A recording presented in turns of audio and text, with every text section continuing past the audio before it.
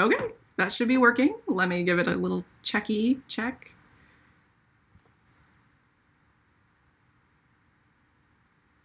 Yes, we're up, we're running. Cool. Welcome, everybody. I am here with Amber Cook. Amber, introduce yourself. I'm Amber Cook, and I am the creator and CEO of HealingWays.com. Yes. Also a massage therapist. Yes, indeed. And tell us how long you've been in private practice. I have been in practice for over 14 years, and I recently started Healing Ways, launched it in 2017, out of the things that I've learned being in private practice for so long. Yeah. Awesome. And I'm so excited to be here. I just passed the 11 mark in my private practice, full-time private practice, which is always awesome. Exciting. Yeah. And I feel like, our topic today, we'll cover many topics over the course of our episodes together. But our topic today about money is something that people are always curious about, worried about, have lots of feelings about, which is, important. And we want to really dig into this, at least to begin with. So, we'll see what comes up for us. And for those of you watching on YouTube, we have the chat active, and I'm looking straight at it. So if you have questions specifically that you want us to try to answer, please throw them into the chat, and Amber and I will look at them. So cool, and thank you for being here. One of you has already given us a thumbs up. We love it. We love being here for you and hearing feedback from you. So cool. Awesome. Yeah. All right. So Amber, I was thinking for this podcast episode, it would be really nice to kind of break this up a little bit in terms of what is money and having money in your practice. And we can talk about anything, money mindset. We can talk about bookkeeping, all of that good stuff, but kind of break it down into like, what's it like in the beginning when you're just getting started? And then look kind of like once you're established a little bit, once you're not like scrounging for those clients. Oh, hey there. Oh, Gail. Yay. Hi. So glad that you're here. Awesome. Yeah. And so then in the middle part of your practice, like you're not quite scrounging for clients anymore, but you're getting more stable. You're not totally booked out yet, but then what does money look like in that context? And then once you're really stable and it's kind of going, what does money look like? How does it act in the practice? All that good stuff in that stage. So does it sound good to you to kind of break it up into stages like that? Yeah, because it's all very different, and we hopefully learn things along the way, and our relationship with money hopefully. Yes, I'll share on some things that I have not learned along the way. Perfect. Love it. Love it. So Isabel, why don't you get started first and give us your experience in the beginning of your practice? Oh yeah, good. Okay. How you handled your money. You and I chatted about it very briefly, so I'm excited we have both just very different experiences, I think. Yes. And I think it's started and grew. Yes, exactly. And I think it's so cool to have lots of different people with different experience talking about this. I was actually kind of like a wild child with it. I did not handle money well in the beginning of my practice. I cashed out a very small mutual fund. I think it was $6,000. And that was gone in a flash, like in a heartbeat, it was gone. And then I drew on debt, like unsecured credit card debt, right? So I didn't have a loan because the reality is that banks don't give massage therapists in private practice loans unless you have a lot of collateral or you have, cash already there waiting for you. It's very hard to get small business loans as a sole proprietor. Mm-hmm.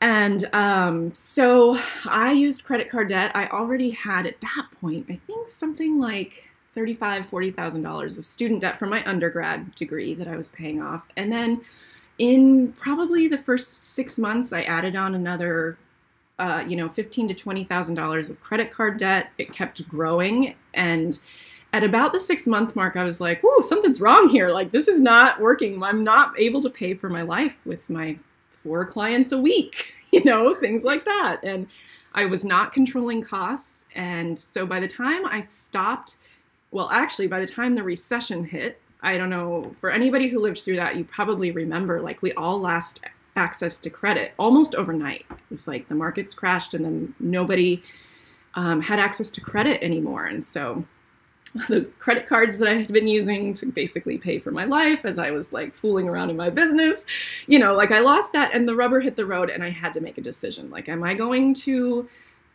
give up on my practice, or am I really going to capitalize on what I had already built? I hadn't done nothing at that point, but you know, I needed to do a lot more.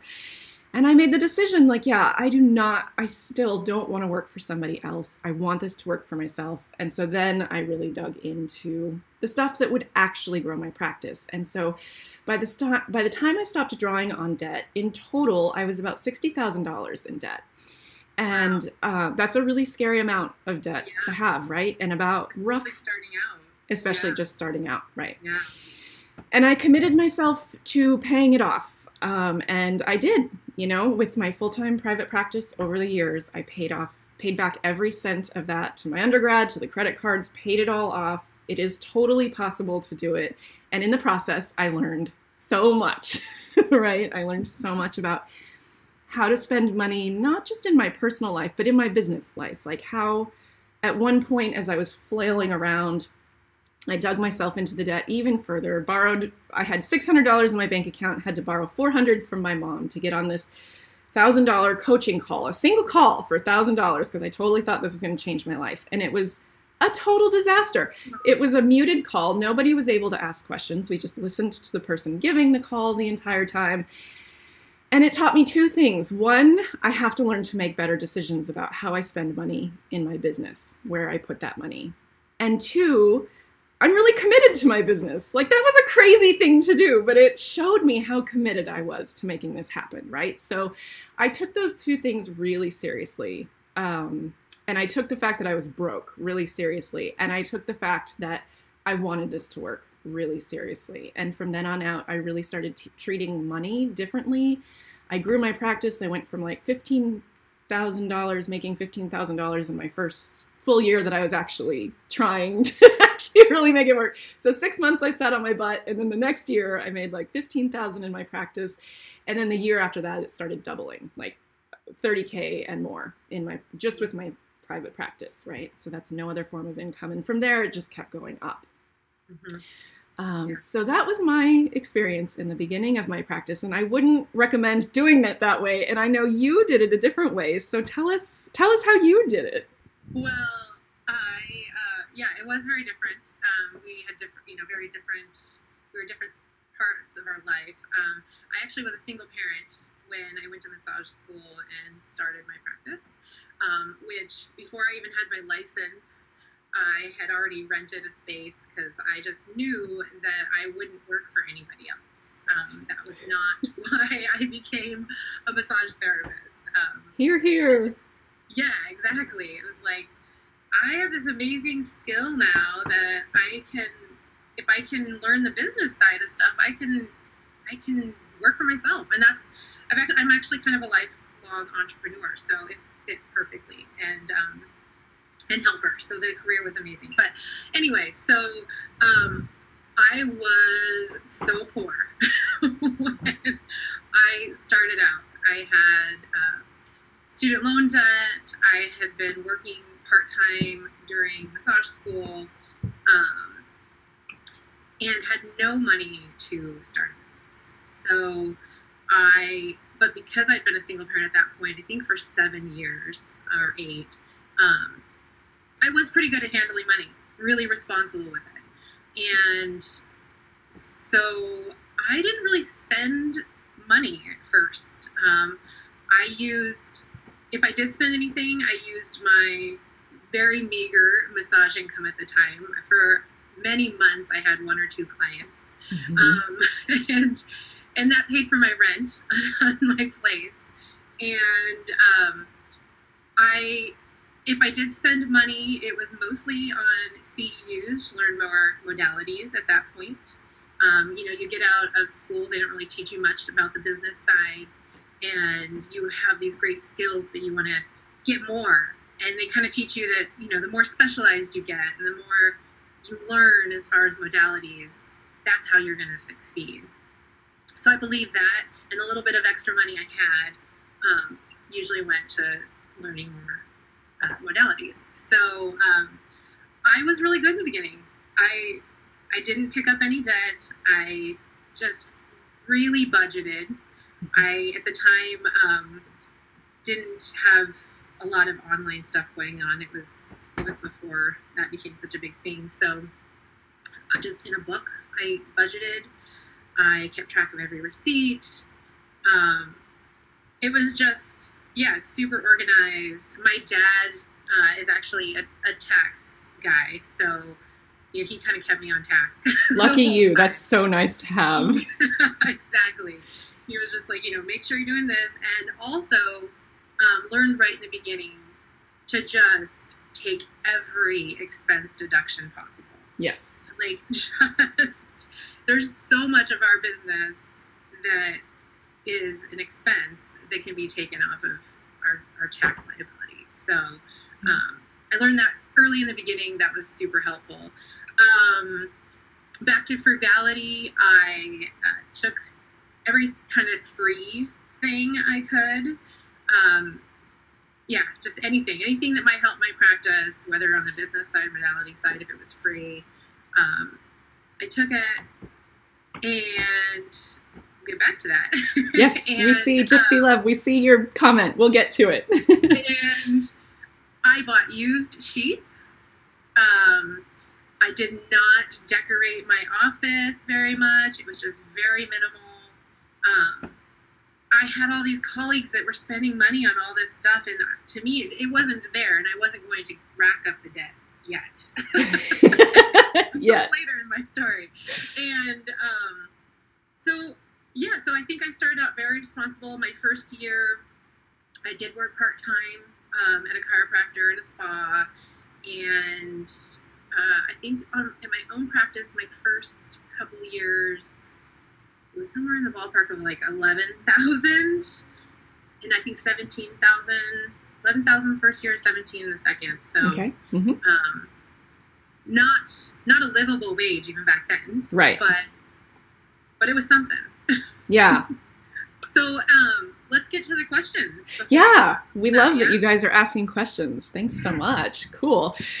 And before we jump into the questions, I think we've been kind of chatting for about 10 minutes. So let's just take like a quick breather break. I know this can be kind of like fast and furious and relentless. So deep breath. Lovely. Yeah, that's nice. I like that. Yeah, it kind of brings me down because I get so excited and like, let's talk. And I think it's good to have a little break.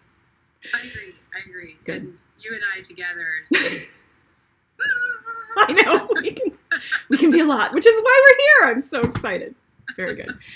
All right. So Gypsy Love, Spell Botanicals. What techniques can you guys share that helped you grow your practice, both in person and digital? Thank you. So I will just say, we both started our practices over a decade ago, and there was not a lot of digital life going on there. I mean, Facebook existed, things like that. And you're starting a massage practice with your mom. Cool. In 2019, tired of working for other people. Yeah, sure thing. And as you can hear, both Amber and I, like, man, when I went into massage school, I did it because I no longer wanted to work for other people. I wanted to get out of my desk job. And I definitely did not want to work for anybody else. So I think Amber and I really share that in common. And I was adamant about that to foolishness a little bit because it really would have helped to just work like in a chiropractor's office or something in that first year just to help stabilize. I chose not to do that and took on debt instead. And honestly, I don't really regret any of the debt. I don't think it's a good way to go about it, but I love working for myself and I'm willing to pay the price for it, basically, is my thing, Yeah, totally worth it. Yeah, so, but back to your question. What were some, so like you said, so actually Facebook didn't exist when I started. Mm-hmm. It was City Search. City Search, that's right. It was like the precursor to Yelp, yeah. And Craigslist. Yep. So it's City Search and Craigslist. I paid so much money to be on City Search, mm-hmm. ridiculous, and did tons of advertising on Craigslist and kind of sloshed through the non-desirable requests and, Mm-hmm. you know, making sure I didn't have new clients at late hours and all that kind of stuff to stay safe. Yeah, so that was the digital side of it then, and it was pretty minimal. And then Yelp came in a couple years later, and Yelp was actually in the beginning really great. Now they charge for everything. It's really changed since I used to be on Yelp. I don't even think I'm on Yelp anymore. But you know, so I went at it through, like, I really dug into my community, actually. And this is how I teach now. So for those of you who aren't familiar with me, I do have a comprehensive business massage practice building program at yourmassagepractice.com. And this is what I teach because this worked so well for me. And one of the things that I almost never had to wade through was inappropriate requests or clients.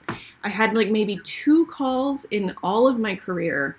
And I think it's because I chose not to advertise online. I chose not to do the digital stuff. I did have my Yelp page, but it was really like clear client reviews and stuff like that. So I never got any weirdness, and I'm really happy about that. But what I did instead, and I think what helped me stay away from any of the weirdness, was one, I joined a networking group. And you have to be careful with the networking groups because you can end up spending more time old school from just, yeah, it is old school, totally, but it still works. The thing is that it's timeless. This still is I think always the best way to grow a practice is to embed yourself in your community. So the 2 things I did, I joined a networking group, I joined a BNI group, and that was really wonderful. We built the BNI group from the ground up, and our health team on the group, I am still connected to those people. So it can be a really profound experience, and it can be an experience that sucks life from your own business. So you have to balance it. You cannot join a networking group where you spend the vast majority of your time building the networking group and not seeing the referrals or the business connections and that piece of it come in for your own business. And I see this all the time. Like, it's really easy to spend way too much time, energy, and money growing the networking group rather than your own business. So you have to look at that and balance that. But having that community, that local community of people who are serious about their own businesses, I learned how to talk about my business in a very succinct, clear, and moving way. Like, I think that's what those networking groups allow you to do the best, is to practice that week in and week out. And and the meetings that you have with the other people in the group, like not just healthcare providers, but other business owners in the community, so profoundly important. So that was one of the things I did, was I really took that networking group seriously for a couple of years. And the other thing I did was I hit the streets, and I showed up. I knew in the beginning of my practice, and this, you know, we all have the thing that we want to do in the beginning of our practice, and we're convinced that this is who will serve for the life of our practice, right? And it always changes, but you got to start somewhere. Yeah. So for me, it was with dancers. I wanted to work with dancers. So what did I do? I went to every dance studio around my office, and even beyond around my office, and I showed up in person, and I did like the awkward conversation with the studio managers or whoever was at the front desk, like, hi, I'm Isabel Spradlin, I do this, like, I'd love to work with your dancers. Is there any way that we can, you know, like, create a way for me to show up in the studio and introduce myself, or do some chair massage for your dancers during a training, or things like that. I did a lot of that. One of the studios took me up on my offer, and for a while, that was like 1/3 of my new clients, which is huge. Like, if you haven't run a business yet, 1/3 of your business coming from one place is massive, massive. Yeah. And then I got deeper into working on building connections with other healthcare practitioners who I felt like I resonated with. I respected their work. They respected my work. And through all of those things together, that was like 60% of my clientele, sometimes more. You know, for a couple years, it was probably more than 60% of my new clientele. And then I did have a little website. And once websites started getting like a bigger thing back in the day, God, are we really that old? I know. Then people started finding me through my website, and that was probably like another 10%, and then, you know, maybe 10% through Yelp, things like that. So that was how I did it. And yeah, so Amber, do you have more to say about that? It's a little bit different, but very similar, same. So I actually didn't do a lot of networking groups. Main reason is all of them wanted me there at 7 a.m. or some ridiculous hour that wouldn't work because I had a kid to take to school. Right, right. So I couldn't do that. So instead, I did exactly what Isabel did and hit the streets. Yep. And I will say that still works, and that's still what I teach my clients as well, is you get out there and meet people. It is an intimate business, what we're doing. Yes. We are working so closely with people. They want to know us. So you need to get out. You need to practice over and over and over, getting over the fear of talking about your business, because many of us have that in the beginning. And there's a lot of different ways you can work on doing that. And one of the things I did is I soaked up lots of information via the library, because again, the internet was around. Google's still there. I still used Google and all that, but there wasn't as much free content. So I went to the library and soaked up just business book after business book and took what resonated with me and what didn't. But yeah, back to just hitting the streets. I made connections with other practitioners of different modalities. I gave discounts to other practitioners of different modalities that had successful practices themselves, so I could work on them. They became clients. They would tell their clients about me. Yes. And it was this mutual relationship. And then also people that aren't practitioners, hair salons. Yeah. Estheticians. Food stores, estheticians. Yes. Places where people that want to get body work go. Got to know those people, and actually majority of my referrals came from not only personal trainers, but because I specialized in deep tissue massage, hair salon. So, and I actually ended up getting an office in a hair salon, and that just skyrocketed. That was during the recession, but we'll get back to that.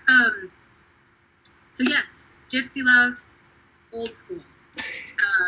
One of our friends, Laura Rao, says, market like it's 1990, and it still works today in 2018.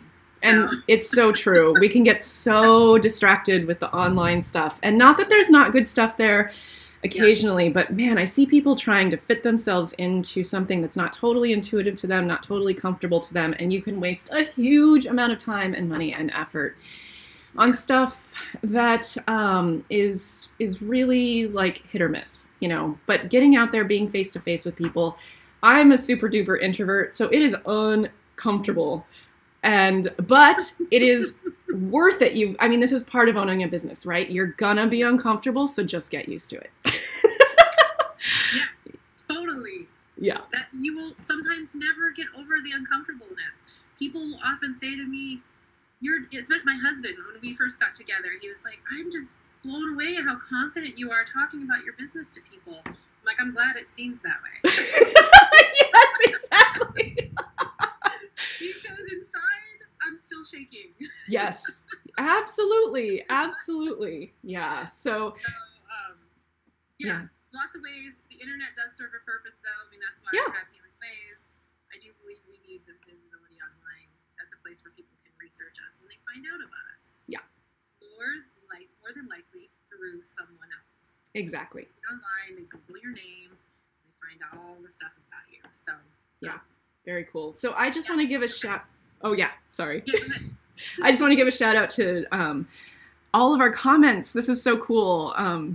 Gypsy Love says, literally taking notes. Yes. So much good info. That's great. Yeah. And then, Gail, I just wanted to wrap back around to, you said you're about to join a networking group called Money Leads. And I think this is a good segue for us, Amber, to come back into, you know, we've kind of been talking about this stuff that's a little bit more tangential to specifically the money aspect of running a practice. And I do want to wrap back around that. So yes. You know, there's so much that we could talk about here, and we have about 15 minutes left. So, oh my gosh, really? I know, it goes so fast. It goes so fast. Okay, yeah, let's get this show on the road. Let's talk about, how about middle and established, if you can kind of Yeah. experience. Yeah, so I feel like the beginning of any practice is really characterized by that feeling of like a little bit of like scrounging. Like you're really just finding it's a little bit like throwing spaghetti at a wall. You try everything and see what sticks. And people think that this is like chaotic, or like it should be easier, or that it should just come to you in like some blissful moment of like, and that like that's bullshit, people. Like it does not happen that way.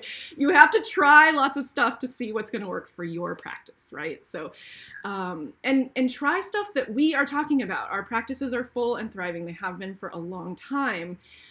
So try it from people that know what they're doing, right? That have done it, that have some experience. Try this first. If this doesn't work, then it just means your practice needs something a little bit different, because you are different, because what you're doing in your practice is a little bit different. Your audience, like your ideal clients and where they come from, where they spend time, might be a little bit different than Amber and my's clients. But don't take things not working as failure. It's not failure. It means you're trying stuff and like, oh, checked that off the list. That totally didn't work. Okay, moving on to the next thing. You know, like that's how it should be. That's how you grow. That's how you figure out what works. So in the middle of the practice, you stop having to throw so much spaghetti. Like you've thrown enough at the wall and now you know what sticks. And now pretty much you double down on what sticks. Mm-hmm. So for me, once I figured out that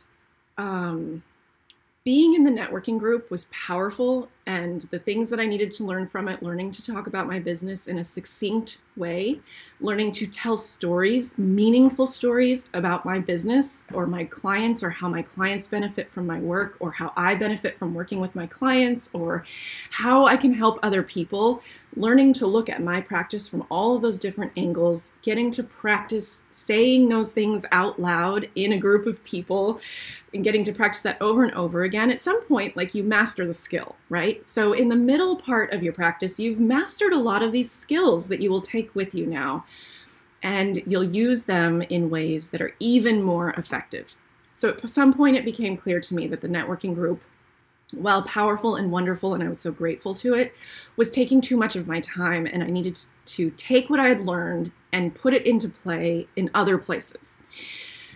So in the middle part of my practice with money, I was no longer so strapped for cash, right? And yeah, I think enough cannot be said about the fact that Amber and I grew our businesses during the recession. So if you can do that, if we can do that, and you know, all these years later, still be talking about like, I still have my business that I started during the recession, like it works. You know, you can do it. You can do it anytime.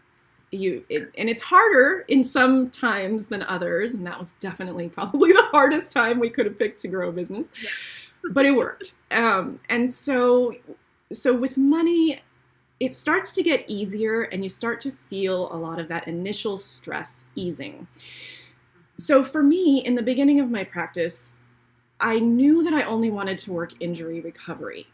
And yet, because I needed money, I had to pay my bills, and I wanted so desperately, was so determined to work for myself, that I took clients that weren't just injury recovery. I took clients who wanted full body massage, who wanted relaxation, who needed some sort of stress relief. For a while, I was like, ooh, pregnancy massage, you know, like I want to do that. And that lasted like 2 months, but I still, even though I realized like, oh, that's not my passion, I still saw clients who wanted prenatal massage, or when the whole time, what I really knew my ultimate goal was injury recovery. I wanted people to be in my practice who were ready for recovery, and they were trying to get back on the road running, back on their bike. You know, now I really, my only thing that I work on is post-surgical abdominal work. And that showed up about in the 3rd year of my practice, and I was stable enough by then that once I started really focusing and kind of sloughing off the clients I think it was exactly at the 2.5 year mark, I finally said to all of my clients and to anybody who called asking for appointments, I literally said, I'm sorry, I don't do full body work. I have a great practitioner that I can refer you to. The only thing I do is this. And that was like a magical moment because it meant that I had enough money to pay my bills, that I could start turning people away and only bringing in the people that I really, really wanted to be working with, right? And that lasts to this day. I refer to other massage therapists all the time. And this is a mark of, I think, being in like that middle part of your business where you are stable enough, you can rely on your money enough, you know how to spend your money well enough, you know what your expenses are, you control your expenses, you have more money to put into different parts of growing your business. That was also when I started creating my online programs to teach people how to do work for themselves. That took a lot of capital. Like I had to put money into my business to get the website set up for that, to take the time. Like I was recording the videos before and after an 8-client day, right? Like, so it was crazy. It's nuts. You do crazy things in the middle part of your practice because you're stable, you know, like it's just different crazy things than what you were doing in the beginning. Yeah. So that's kind of, money starts to take on a different feel and you use it in a little bit different way in the middle part of your practice and beyond that as well. So what do you think, Amber? Yeah, I resonate with everything you're saying for sure. Yeah, you definitely start to feel more comfortable, yet there's still that piece of navigating how it's working. And for you were in the midst of paying off debt. For me, that's actually when I started taking on debt, because I had realized I was making enough income I could get business credit cards for one. Right. And I continued to stay very frugal though. That's my personality. I became a parent at 20 years old. So my whole adult life has been all about managing my money and doing it responsibly. So I continued to stay frugal, but I did start spending more money on business stuff. That's where the majority of my money went, was learning the business development piece more so than any modality CEUs. I mean, and I'll say, and we'll get more into this maybe another time or whatever, but me personally, I don't really spend a lot of money on modality CEUs still today. Me either. I mostly I know what my modality is. And yes, Gypsy Love, it will be up forever, I think. Yeah, the video, and this is our podcast episode too, so I'll put the link to the podcast where you can always access it that way as well. So yeah, I realized at that point, after a few years of hustling, yeah. So you know what they call it, that I needed to learn how to, I had great skills and had people that loved my work, but I needed to learn the business side. And so that's where I started spending most of my money. And then that's also the time when, because I was bringing in a lot more money and starting to get all excited about it, and I wasn't working part-time jobs really as much, I got really laxed about my bookkeeping. So that's a thing that I still am not good at. So Isabel, I hear, is quite good at that. And I will just admit that I'm terrible. I have a box or an envelope of receipts, and at the end of the year, I spend a ridiculous amount of time getting everything organized. I do my own taxes even, because I'm crazy. I do my own taxes too, and I actually think that this is, for me, a huge part of loving money in my business. Like I never lose the wonder of the fact that I'm making my own living. Like it is just like so marvelous to me. And I want my hands on every penny of that. Like, and I think that's why I resonate with my bookkeeping and I did not have a system in the beginning because nobody taught us a system. Like, no. How were we supposed to learn that? Nobody ever taught us. So, it took me years, literally. Like I was telling Amber, I'm so glad that that statute of limitation, like that 7-year audit period has passed for the first 3 years of my practice, because if I had been audited for those first 3 years, oh, that would have been miserable. Like, I didn't know how to save receipts, or I would save them, but I'd put them in different places and I couldn't find them when it came tax time. And oh my God, it was a disaster. So I just had no idea what I was doing. Like, I was so excited to be making enough money to pay my bills and paying off this massive debt. And I knew even in a day-to-day way, and still I know in a day-to-day way, how much money is coming in, how much money is going out. This is one of the things that I actually teach in the Own Your Practice program and provide a lot of resources around, because I think you should be tracking every penny of your money all the time. And so I knew in a day-to-day way in those early years, but I didn't have a system for bookkeeping and paying taxes and all of that good stuff. And so the year that I had a bookkeeper actually set up my QuickBooks and show me how to use it and like train me, and I could send her questions like, how do I categorize this or whatever, that was like the heavens parted and I heard the voice of God. I don't know, like, I don't mean to be too facetious about it, but really, like, learning to manage my money in that meta way, not just in the day-to-day way, was so profound and so powerful. And so I just really recommend, like, the sooner, even if you feel, honestly, I think the reason that I let my bookkeeping be so chaotic in the beginning was because I was so doubtful about my ability to manage it. I just wasn't even sure I could do it. And so I just kind of like let that be chaos. I shoved it into folders because on some level, like on the emotional side of it or the mental side of it, I was just like, oh, it's too scary. Like, if I look at it, it might all evaporate. Like, all my money might go away if I look at it too closely or things like that, you know? It's complex, it's heady, but you can't let the complexity of your mental, emotional state overwhelm the fact that you're running a business and you need procedures in place, right? So this is why I love bookkeeping now. I love entering things into my QuickBooks and reconciling my checkbook. Mostly I love it because I don't have to do all the math. Like, QuickBooks does that math for me, but you know, like, putting it in, making sure it all matches up. This is really powerful, and I do think it can be a part of your commitment to your business. So your commitment to keeping your money clean and bookkeeped and CPA'd and all of that, even if you do your own taxes, you know, like making sure that you have people to ask, like, is this a business expense or not? Like, can I deduct this? Can I only deduct this at 50%? Gail, you asked earlier, or somebody asked earlier, about the changes in business deductions. Yeah, this last big tax overhaul that went through Congress, our deductions changed. And so I will have to ask a CPA this year. I don't know, like, I'm going to have to ask about all the deductions again because they changed. But that's okay. Like, this is part of being a business owner. Ask for recommendations on CPAs who know small businesses, because not all CPAs know small businesses.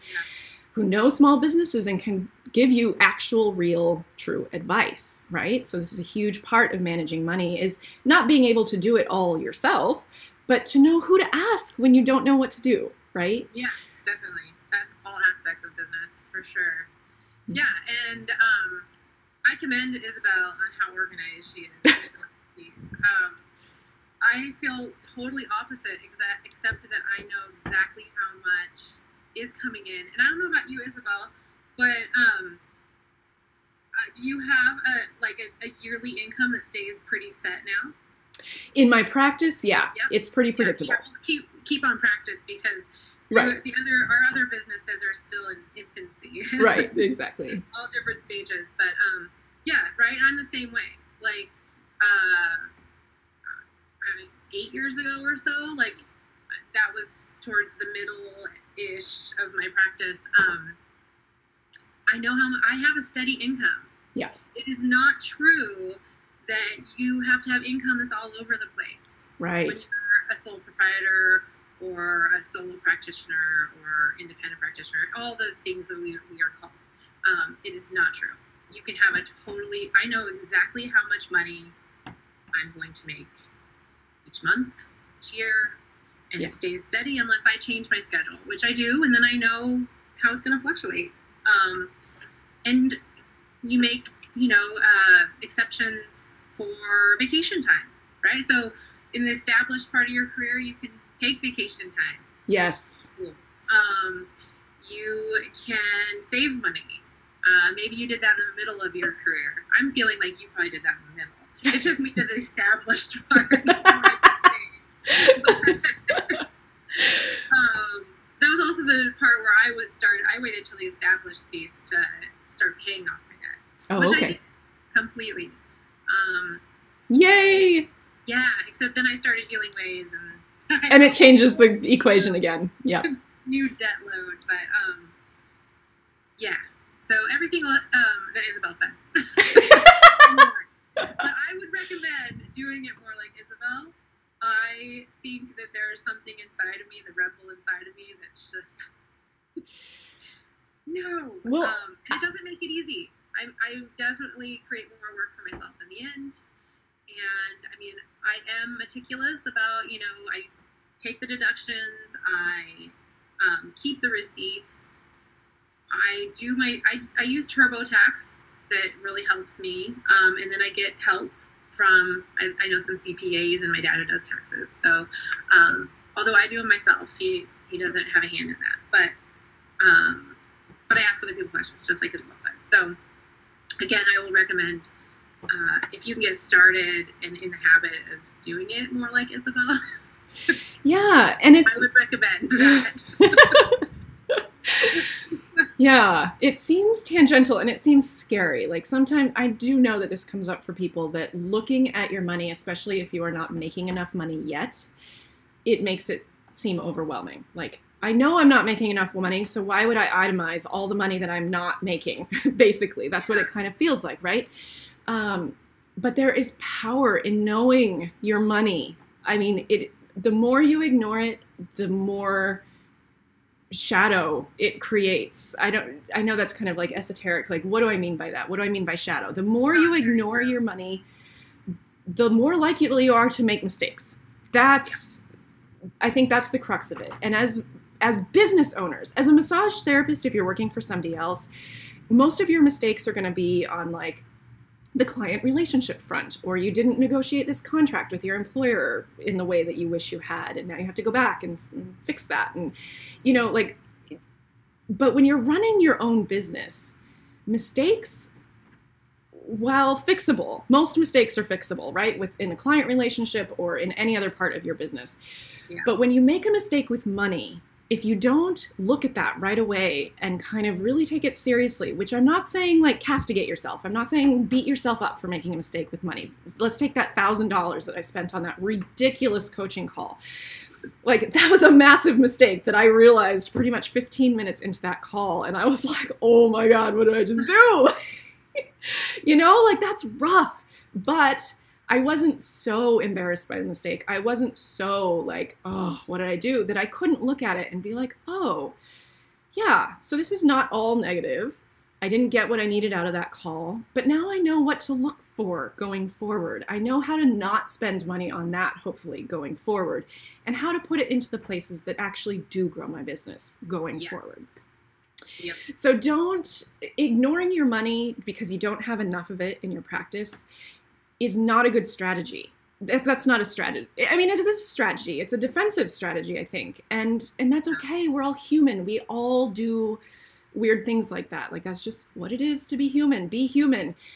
But you're running a business, so your responsibility level is up a notch. And I want you to run your business, and I want you to just be like, oh, okay, yeah, I have more responsibility here.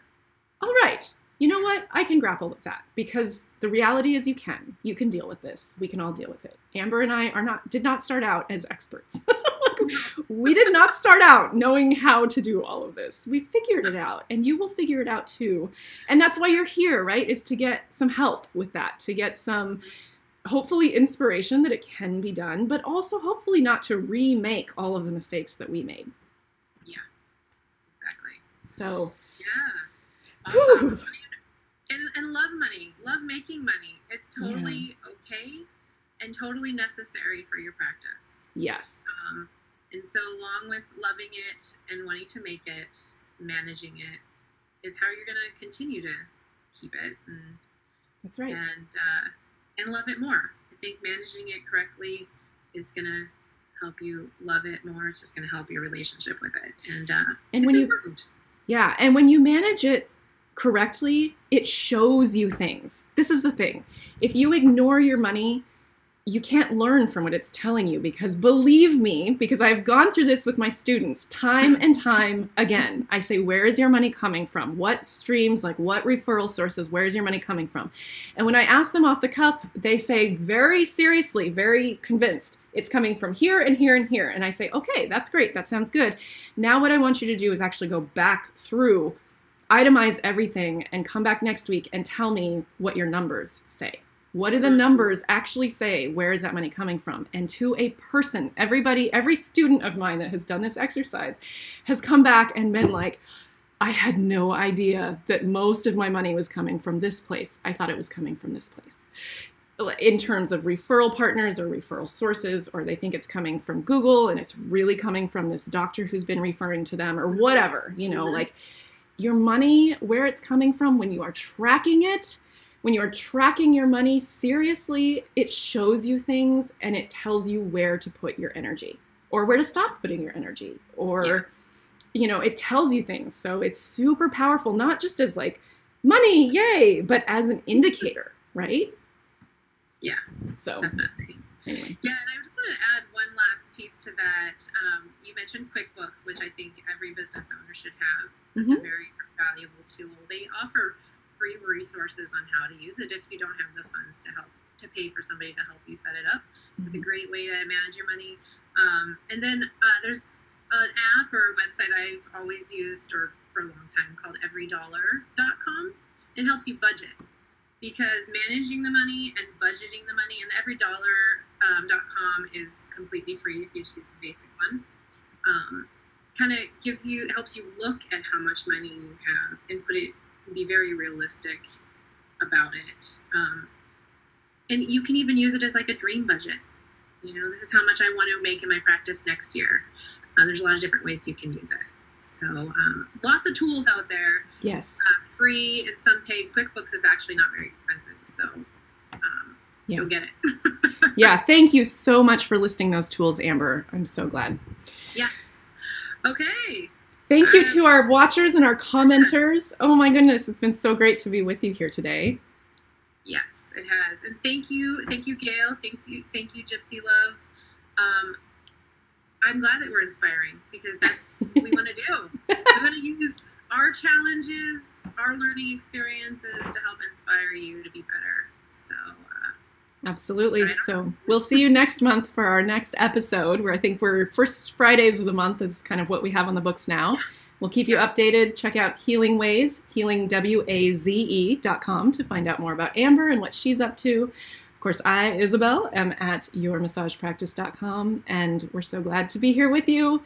We'll see you next time. Yeah. See you later. Bye. Bye.